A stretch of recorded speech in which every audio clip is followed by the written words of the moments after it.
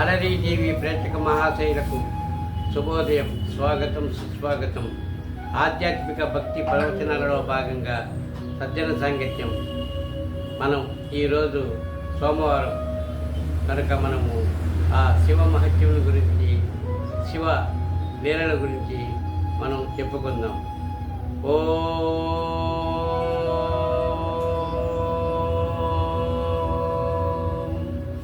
శుక్లాంబరధరం విష్ణుం శశివర్ణం చతుర్భుజం ప్రసన్నవదనం ధ్యాయేత్ సర్వవిఘ్నోపశాంతయే.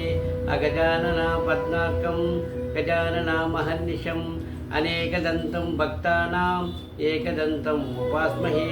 తొండమనేకదంతమనతోరుపజయ కోమహస్తమల్ కొండకు గజ్జరూపమన కోరిన విద్యలకెల్ల వద్యమై ఉండిరే. పార్వతీ తనయవో ఇగరాతిపాని కుమరకిరణ్ తల్లి నిన్ను దళంతి పుస్తకం చేతన్ కూలితిన్. నీవు నా ఇల్లం మందున నిలిచి దుర్మనముగా సూక్తుల్ నిశ్శబ్దంబులన్ శోభిల్లంబల్కు మనాదు వాక్కులన్ సంప్రీతిన్. జగన్మోహిని బుల్లాద్రాటి సరస్వతి భగవతి పార్వతి పూర్ణేందు బింబాననా.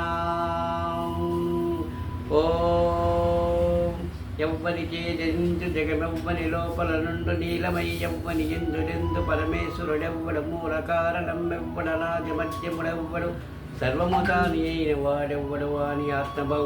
ఈశ్వరునే శరణం వేడదన్. నమో పార్వతీ పరమేశ్వర, నమో నమః. ఓం భూర్భువస్వాహ భర్గో దేవస్య ధీమహి ధియో యో న ప్రచోదయాత్. గురుర్బ్రహ్మ గురుర్విష్ణు గురుర్దేవ మహేశ్వర, గురు సాక్షాత్ పరబ్రహ్మం. తస్మై శ్రీ గురువే నమః. ఓం శ్రీ దక్షిణామూర్తియే నమః. ఓం శ్రీ దక్షిణామూర్తియే నమః. ఓం శ్రీ దక్షిణామూర్తియే నమః. శివోహం. ఆధ్యాత్మిక భక్తి జ్ఞానం కలవారైన సజ్జనులకు నా హృదయపూర్వకమైనటువంటి నమస్కారం. మనం ఈ ప్రపంచంలో పుట్టినప్పటి నుంచి మరణాంత వరకు ఎన్నో కార్యక్రమాలు చేస్తుంటాం. వాటి అన్నిటికన్నా మనము సంపాదన ద్వారాకే మనం ఎక్కువ ప్రాముఖ్యత ఇస్తున్నాం. పుట్టినప్పటి నుంచి కష్టపడి పెరిగి చదివి ఉద్యోగం చేసి తర్వాత పిల్లలను పెళ్లి చేసుకొని పిల్లలు కని కుటుంబాలను పోషించుకుంటూ తర్వాత ముసలితనంలో బాధపడుతూ తిరిగి మనం మరణం చెందుతున్నాము. ఇది జీవన క్రమంలో ఒక భాగమే. కానీ మనము మన కోసం కాకుండా మన మరణాంతం మనం ఏమిటి అనే విషయాలను తెలుసుకోవాలంటే మనము ఆధ్యాత్మిక భక్తి జ్ఞాన మార్గంలో పయనించాలి.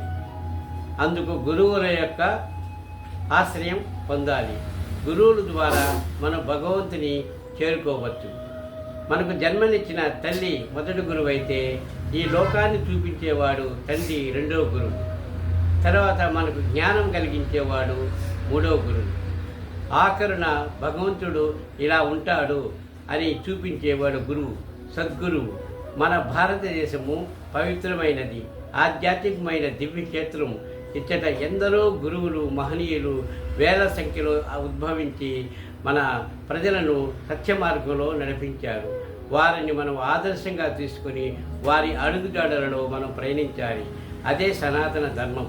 మనకు ఈరోజు సోమవారం కనుక సోమవారము శివుని యొక్క మహత్యాన్ని మనం తెలుసుకుందాం. శివ కుటుంబం. శివుడు అంటే ఈ ప్రపంచానికి విశ్వశక్తి స్వరూపము. ఆయనే మహనీయుడు, మహాత్ముడు జంగమదేవర. ఆయన సతీమణి ఉమామహేశ్వరి. ఆమెనే పార్వతి అంటారు, కాళిక అంటారు, ఆదిశక్తి అంటారు, జ్ఞాన ప్రసూనామ అంటారు, లలితాంబిక అంటారు. ఇలాగ అనేక నామములతో ఆమెను పిలుస్తూ భక్తులు సేవిస్తూ ఉంటారు. వారు ఆదర్శ దంపతులు. వారికి గణపతి అంటే వినాయకుడు, పిండితో చేసిన రూపానికి ప్రాణం పోసింది అమ్మ పార్వతి. ఆ పార్వతి తనయుడే గణపతి. ఆయనకు మనము మొదటి పూజ చేస్తాం. తర్వాత సుబ్రహ్మణ్యేశ్వర స్వామి. సుబ్రహ్మణ్యేశ్వర స్వామి అంటే 6 ముఖములు కలిగిన వాడు, జ్ఞానవంతుడు. తండ్రికే జ్ఞానాన్ని ఉపదేశించిన గొప్ప సద్గురువు. ఆయన క్షేత్రాలు తమిళనాడులో 6 చోట్ల ప్రసిద్ధి పొందాయి. సుబ్రహ్మణ్యుడికి ప్రతి ఏడాది కావడి అంటే భిక్షంలాగా, అంటే భక్తులు 2 కావడులు మోస్తారు. కావడిలో 2 బుట్టలు పెట్టుకొని అందులో పూజా ద్రవ్యాలను పెట్టుకొని భరణి నక్షత్రంలో ఆయనకు కావళ్లను ఎత్తుకుంటారు. అలాగే మన భారతదేశంలో శైవ క్షేత్రాలు అనేకం ఉన్నాయి. కేదార్నాథ్, బద్రీనాథ్, కాశీ, శ్రీశైలము, శ్రీకాళహస్తి, అరుణాచలము, ఇలాగా అనేక చోట్ల శైవ క్షేత్రాలు ఉన్నాయి. భారతదేశం యావత్తు శైవ క్షేత్రాల మయంగా మారింది. అలాగే వైష్ణవ క్షేత్రాలు కూడా 108 దివ్య క్షేత్రాలు మన భారతదేశంలో అలరారుతున్నాయి. ఈ శైవ క్షేత్రాలలో దక్షిణ కాశీగా ప్రసిద్ధి పొందిన శ్రీకాళహస్తి ప్రముఖ స్థానంలో ఉంది.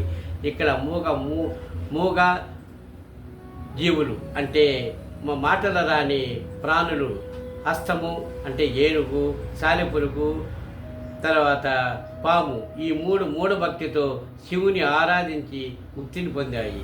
మాటల రాని మూగజీవాలే ముక్తిని పొందినట్లయితే జ్ఞానం కలిగిన మనిషి మరింత ముక్తిని పొందాలి. కాబట్టి స్వార్థం మానుకొని, ద్వేషం, పగ, ప్రతీకారాలు మానుకొని దైవ చింతన కలిగి మనము కూడా వాటి అడుగుజాడలలో, అంటే ఆ మూగజీవాలు తమ భక్తి ద్వారా భగవంతుని సేవించి ఆరాధించి ముక్తిని పొందినట్టే మనము కూడా మా భగవంతుని చేరుకోవాలనేది నా ప్రార్థన. దక్షిణ కాశీగా శ్రీకాళహస్తి ప్రసిద్ధి చెందింది. ఇక్కడ స్వర్ణముఖి నదీ తీరాన జ్ఞాన ప్రసూనాంబ సమేత వాయులింగేశ్వరుడు ఇక్కడ ప్రధాన మూర్తిగా వెలసి ఉన్నాడు. ఇక్కడ రాహుకేతు క్షేత్రం కూడా ఇక ప్రసిద్ధి పొందింది. మానవులు తమ ఈతి బాధలు, గ్రహదోషాలు పోగొట్టుకోవాలంటే ఇక్కడ రాహుకేతువులు సజీవంగా ఉండాలనే నమ్మకం ఉంది. ఇక్కడికి వచ్చి భక్తులు ఇక్కడ పూజలు చేసినట్లయితే వారికి ఉన్న ఈతి బాధలు తొలగుతాయనేది ప్రజల విశ్వాసము. కాబట్టి శ్రీకాళహస్తి క్షేత్రాన్ని ప్రతి ఒక్కరూ దర్శించి ఆయన ద్వారా ముక్తిని పొంది శుభములను అందుకుంటారని నా విశ్వాసము. ఓం నమ శివాయ, ఓం నమ శివాయ, ఓం నమ శివాయ, ఓం తత్సత్.